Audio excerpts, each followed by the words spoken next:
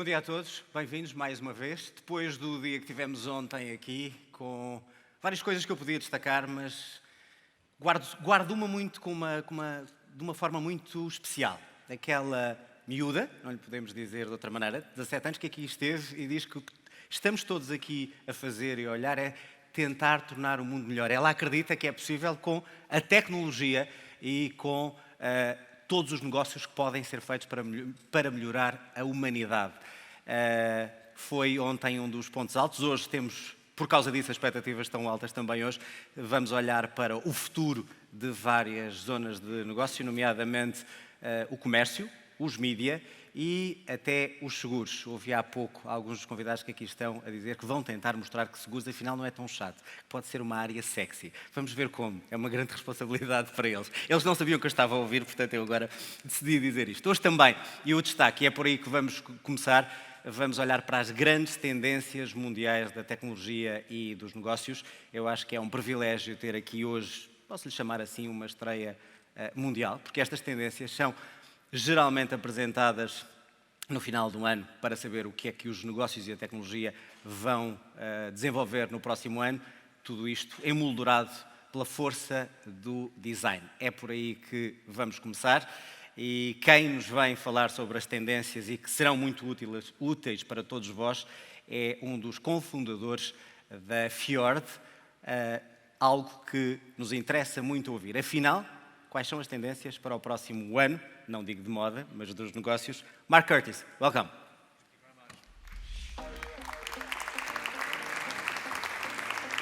Welcome again. You don't want to, but you have to talk about Brexit, right? No, I'm just teasing you. I'm just teasing you. We already spoke about Brexit, and I don't want to talk about it No, very much. so it's a dead issue. Okay. Thank you very much, Go. Shao. So thank you very much for having me here today.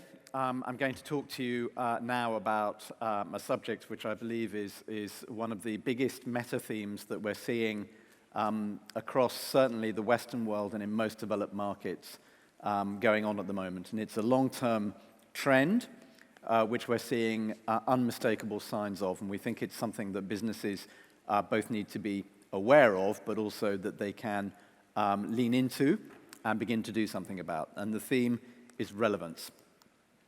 So relevance is not a new word. We talk, as you would imagine, at Fjord and Accenture incessantly about how we can be relevant to our clients. Of course we do, we're consultants, well, we have to do that. We talk even more, as we should, about how our clients can be relevant to their customers. What we very rarely talk about, actually ever, is how people feel relevant.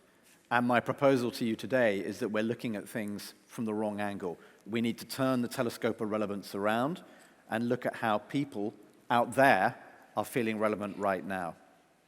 So what do we mean by relevance? Well, it was interesting, and as people often do when you're making a speech, I went to Google and Googled the word relevance and wanted to see what came up. And it came up with definitions like these. These were actually the top 3 definitions. None of them, remarkably, actually talk about people and how they feel relevance. These are all very factual ways of thinking about relevance, how things are connected, the degree to which things are related, or even in information science, a very specific term about how documents or facts are related to each other in a computer system. But personal relevance is at the core of the human condition. If you want to think about it in another way, Maslow, in his very famous hierarchy of needs, talked about self-actualization as being at the top of his famous pyramid of the things that human beings really need in order to feel completely fulfilled. We think that personal relevance right now is in decline. And we think that technology poses even more challenges to people's sense of personal relevance over the next 5 to 10, 20 years, but within the timescale you could call reasonably now. So why is this happening? Well, we've identified 9 reasons. The first is globalization. So infamously, you hear people talk about changes going on across the world, which, a storm in China, an economic storm in China, can mean that you lose your job over here. And we hear this reflected in the media and the public discourse all the time. So globalization turns out to be something which we know is happening, and yet which makes us feel very small and over which we have very little control. And there is this wonderful quote from, I don't know whether you can see the screen, Kwame Anthony Appiah, a philosopher, who said culture represents not only difference, but the elimination of difference. So culture, going past the Pastéis de Belém place just on my way here this morning, I reflected on the fact that you don't see that in London. That is a particularly Portuguese piece of culture.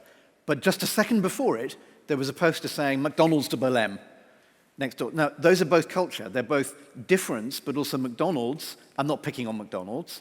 I could use Starbucks as well as an example. Those represent the elimination of difference as well.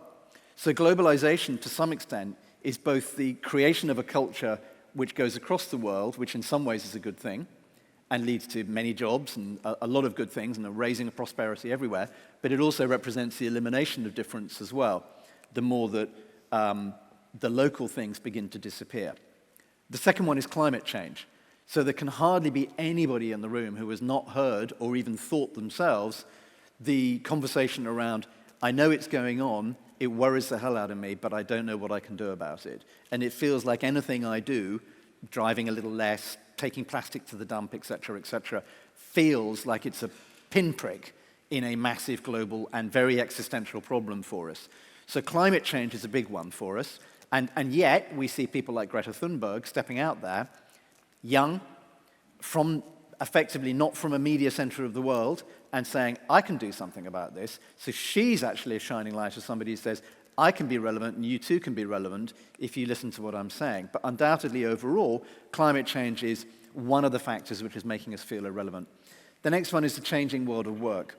So again, this is very much about the public discourse, but what you hear out there is the deterioration of jobs for life. And in fact, if you look statistically at the numbers, that's completely evidentially true, that people these days do not come into the workforce expecting to hold one job for most of their life or work at one company or do just one thing.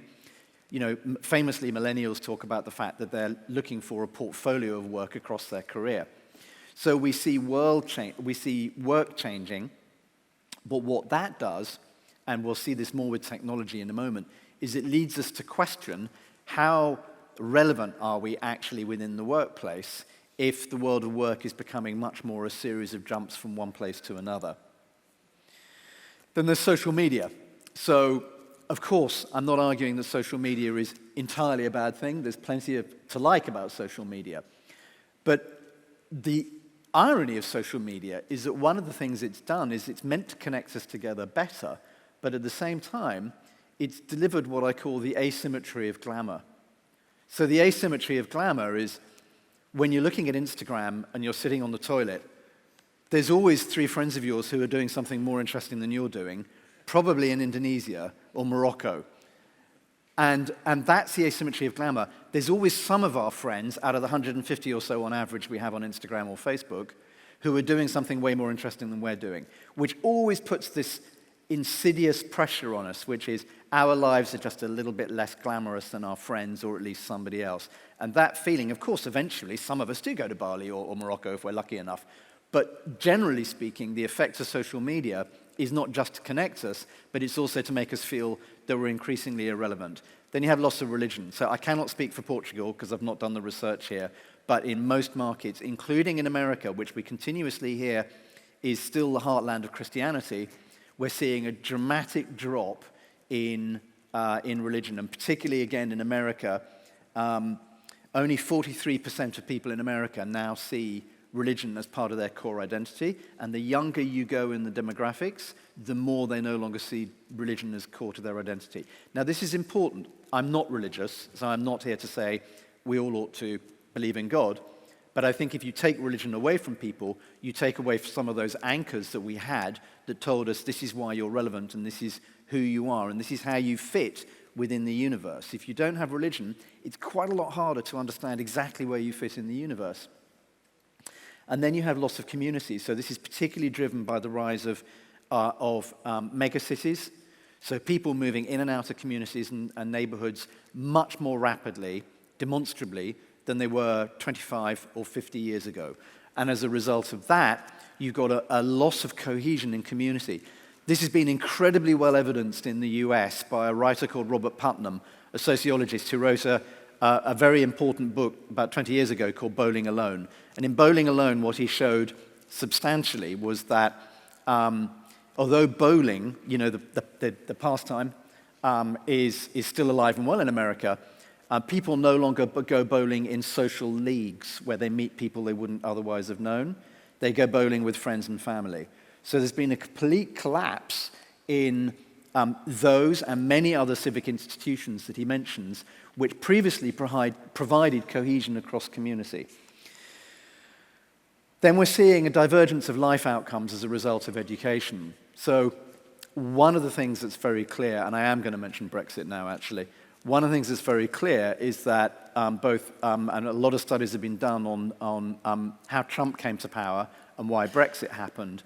A lot of this is because of the divergence of life outcomes between those people who are university or college educated and those who are not university or college educated. A particular statistic which grabbed my attention in the UK is that if you are a graduate in the UK, you are much more likely to have moved away from being close to your mother. So 22% of graduates live a long way away from their mother, more than 15 minutes. If you are non-college educated, you are 47% likely to live within 15 minutes of your mother. What this tells us is a lot, again, about globalization and moving on to politics, about what one British author has called the difference between people from nowhere and people from somewhere. So the people from somewhere tend to be lower educated, live closer to where they started, and believe that they belong to somewhere. These people typically voted to leave Europe in Brexit. People from nowhere are much more comfortable with shifting sense of identity and being able to move and go where the work is and embracing new and different cultures. They don't believe or primarily identify themselves as coming from one particular place.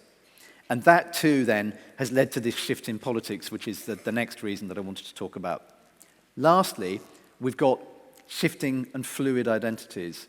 Again, I'm not making a political point here, as I wasn't with religion, that this is a bad thing.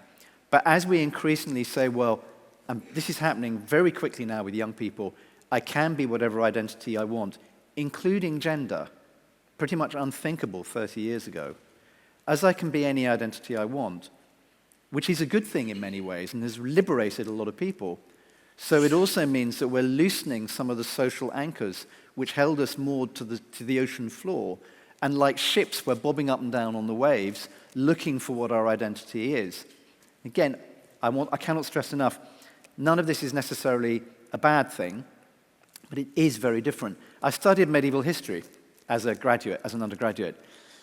And one of the things I can say with some certainty is that a typical medieval peasant knew who they were and felt relevant.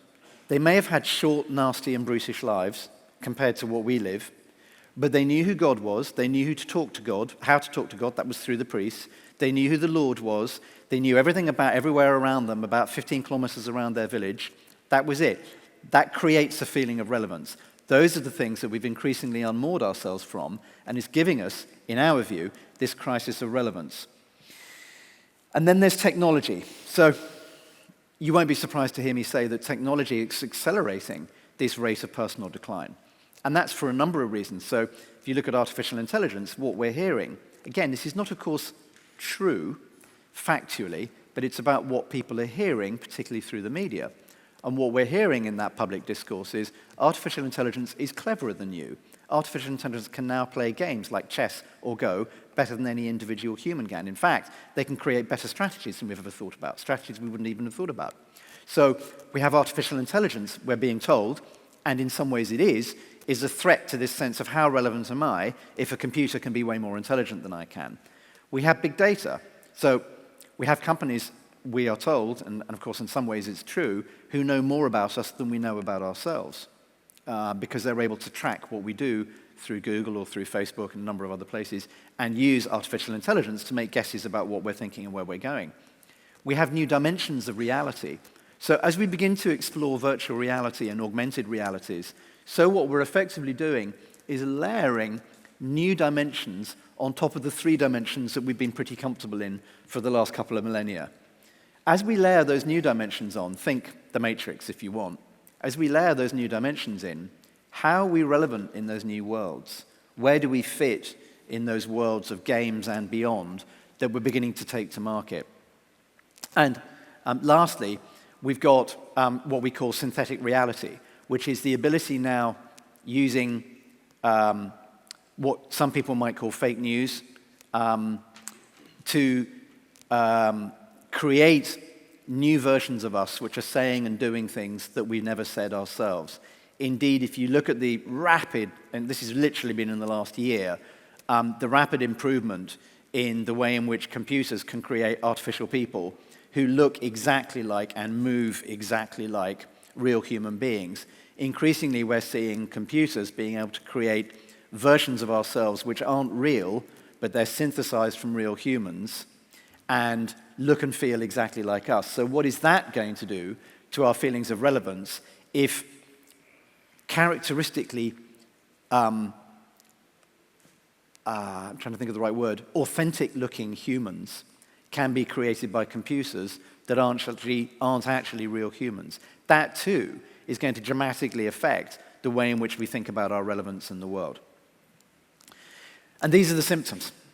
The symptoms are the Gilets jaunes in France, they're the rise of dictators or almost dictators across the world who are saying, come with me, I will make you feel relevant because I'm going to give you certainty about what's going on. It's Brexit. It's even, I would suggest, terrorism.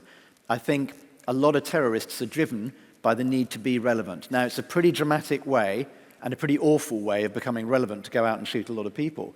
But I think Jacinda Ardern, the Prime Minister of New Zealand, did an amazing thing when she denied the oxygen of publicity to the people who committed the massacres in New Zealand just a few months ago by asking the media not to name them.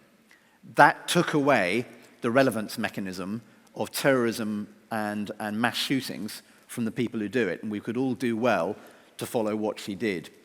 So, what are we going to do? If all of that is true, and I happily engage in a debate with you afterwards about whether it's true or not, if all of that is true, what are we, businesses, going to do about it? Because who gets to do the imagining actually matters a lot. And in business, I think we are in the business of imagining the future for ourselves and our customers and our employees. And this, of course, twins with the rise of purpose. So purpose is on the rise inexorably, and we're seeing this again very, very clearly in our trends analysis at the moment. Employees are asking for meaning from the businesses they work for, and the younger they are, the keener they are to understand what's the meaning of the business I'm working for. Don't just tell me it's a telco. Don't just tell me it's a media company. I want to know what its purpose is, because that helps me get up in the morning and makes me feel enthusiastic about coming to work. Corporate leaders are waking up. So I think it was a zeitgeist moment this year, just about 2 months ago, when the American Business Roundtable, which is the top 200 businesses in the US, of those, I think 180 of their CEOs signed off a statement saying, it's no longer all about profit. It's now about other things, and businesses need to begin to wake up and take into account. This is the top CEOs in the US, including, I'm happy to say, the CEO of Accenture, who signed off on this. And some people, including some pretty big names, mainly billionaires, but let's put that on one side, are beginning to actually question capitalism and whether we've got the right model going on at the moment. This is out of the box now. Somebody's opened the Pandora box. And this question out there about what are we doing and what are we in business is there. So I would suggest that one really useful way to think about this is how can we align the purpose of our businesses with the purpose of our employees and our customers. And if I had to just leave you with one thought today, and I'm not quite finished, if I had to leave you with one thought, it would be that businesses increasingly need to be looking at how can you align personal relevance for people with the business, with the purpose of your business, and that the businesses who do that are going to be the most successful ones over the next 20 or 30 years, because your customers will love it, and people will want to come and work for you if you manage to do this. So where? So you do it through customer experience and through employee experience. And if I had to take a bet, I think we'll see more activity on the employee experience side of trying to drive out relevance than anywhere else. We'll see it more quickly in the near future. Because increasingly, and this is what we're hearing from our clients, there is this battle for talent. The workplace is reshaping itself, and employees and businesses are asking difficult questions about how can we shape an experience which is actually going to make our business fly. And lastly, and I think it was the founder of J.W. Marriott, the founder of the hotel chain, who said this, if you look after your employees, they will look after your customers. So I tend to believe when I look at this chart that employee experience is probably the place we need to focus first. So how to think about this? Well, when we look at it, we see three major things you can do in order to create relevance for people. So contribution. Give people opportunities to invest themselves into a purpose which is bigger than them. Belonging. So pull people together somehow into a community which binds them together around a goal or a need or a desire. And lastly, recognition. Show them they've done it. Tell them they're doing it. Make them feel good about the action that you're taking, but you're taking with them because you've done the contribution and belonging and belonging bit. So you could call this relevance design. And as a designer, I did sort of spend a little while thinking maybe we've got a new thing here we could call relevance design, but decided in the end not to. But let's just call it that now. Relevance design is not everything. This does not affect everything. So a door handle is not a place, it's somewhere which needs to be designed. Famously, there's lots of books written about door handles and how you design them. But a door handle is not a place where you can do relevance design. It's not actually appropriate. It's not about being famous, so that doesn't scale well. We've been down that route with social media. So this is not about trying to make everyone famous, because you can't make everyone famous. That's not going to happen. Andy Warhol was sort of right and wrong at the same time. But in many cases, it should inform our thinking. So I'm going to rapidly go through 8 starters to how you might design for relevance. So the first one is to bring people together. And I know I've got WeWork on here, and I know the WeWork story has gone like this, but I decided consciously to leave it in, because I think the point with WeWork is what they set out to do, there is clearly market demand for, or they wouldn't have got to where. They may have a somewhat broken business model. They may have a CEO who has not led the company in a great way, but I think at their heart, what they're looking for, which is bringing people together, they clearly established there was a market demand and a need out there, and it has made people in all sorts of ways feel much more relevant. The second one is create services which are alive and change in real time around the customer. So we've been doing this, for example, with Carnival Cruises. What Carnival Cruises do is they give people now a little medallion, which is an electronic device when they get on the boat, which tracks them as they move around the large cruise liners and allows the staff on those cruise liners to synthesize much better experiences for those people on the boat. So everything that happens on the boat dynamically changes to you, not just because of what you do, but because of what the staff on the boat are aware you need. So, for example, I might go on and have a gin and tonic on the first night in one of the bars, and when I go the next night to the next bar, because there's loads of bars on these boats, the staff there are able to say, "Mr. Curtis, lovely to see you. Did you enjoy that gin you had last night? Maybe I could show you a different one quite like it that you would like."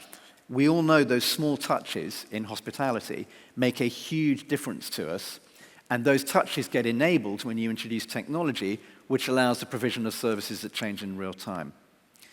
The third thing is to design for inclusion.